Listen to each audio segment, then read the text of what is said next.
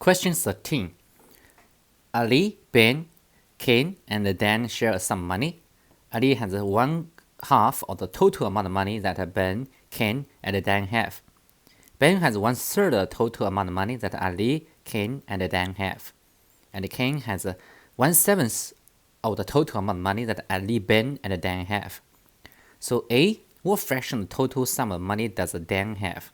And B, if Dan has $84, then what's going to be the total amount of money shared by the 4 boys? Okay, let's get started. So we have 4 boys. So let's actually use A to representing the money owned by Ali, A for Ali.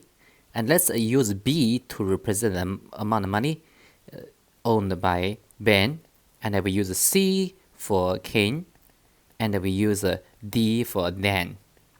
Okay, now let's get started. For the first condition, we know that Ali has 1/2 of the total money owned by Ben, Ken, and Dan altogether.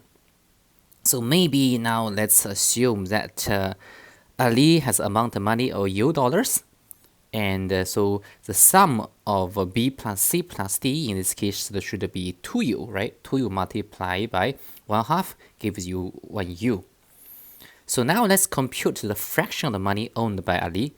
So the fraction of money owned by Ali is going to be A divided by A plus B plus C plus D, right? So you need to calculate the total amount of money, and therefore we get the fraction of the money owned by Ali.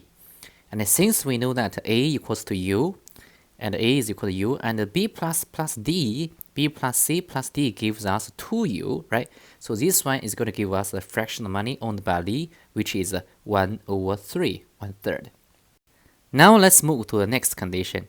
Ben has 1/3 the total amount of money that Ali, Ken, and Dan have. So B equals to 1/3, and that's the sum of Ali, Ken, and Dan, right?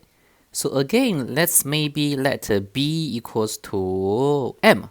Okay, let's assume that Ben has $M. So the total sum of A plus C plus D should be 3M. 3M multiplied by 1/3 gives you M. Okay, so now let's compute the fraction money of Ben, B over A plus B plus C plus D, the total amount of money. And since B is actually $M, right? Ben has $M, and A plus C plus D is 3M, right?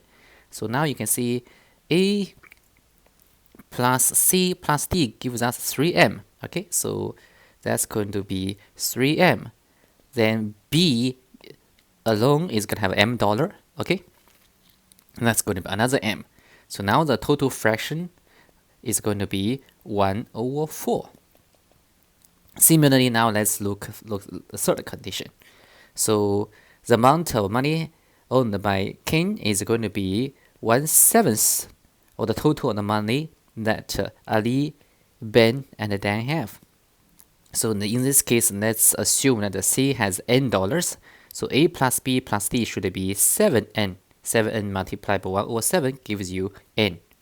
And the fraction money owned by Ken is going to be C over A plus B plus C plus D. And since we know that A plus B plus D actually is going to be 7N, and C alone can be $N as well. So the ratio in this case will become N over 7N plus another N. So that's going to be 1/8. Okay, so with these fractions, we are now ready to compute the fraction of the total amount of money of Dan have. So in this case, for the answer to the first question is going to be the total fraction 1 minus the fraction owned by Ali, which is 1/3, and minus the fraction of B, which is 1/4, and minus the fraction of C, which is 1/8, right? So the difference now actually gives us the fraction of total sum of money Dan have. So the answer is going to be, okay, let's take 24 as a common factor. So 1 becomes 24, 1/3 is going to become 8/24, 1/4 becomes 6/24, and 1/8 is become 3/24. So now let's do this calculation. We have a 7/24. This is our answer. And this is a fraction corresponding to Dan. So this is actually Dan's fraction. And now if Dan has $84, what's the total amount of money we have? So total amount of money we have is actually going to be $84 divided by 7 over 24. That's going to be equals to 84 multiplied by 24 over 7. Okay, so the 7 here is going to be cancelled out. This one is going to become 12. So 12 multiplied by 24. So the final answer in this case is going to be $288. This is our answer for part B.